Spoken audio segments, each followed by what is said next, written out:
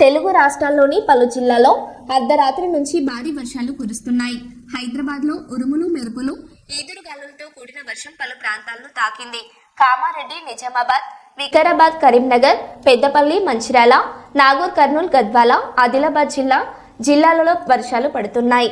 హైదరాబాద్ వాతావరణ కేంద్రం మిగతా జిల్లాలకు కూడా వర్ష సూచన జారీ చేసింది.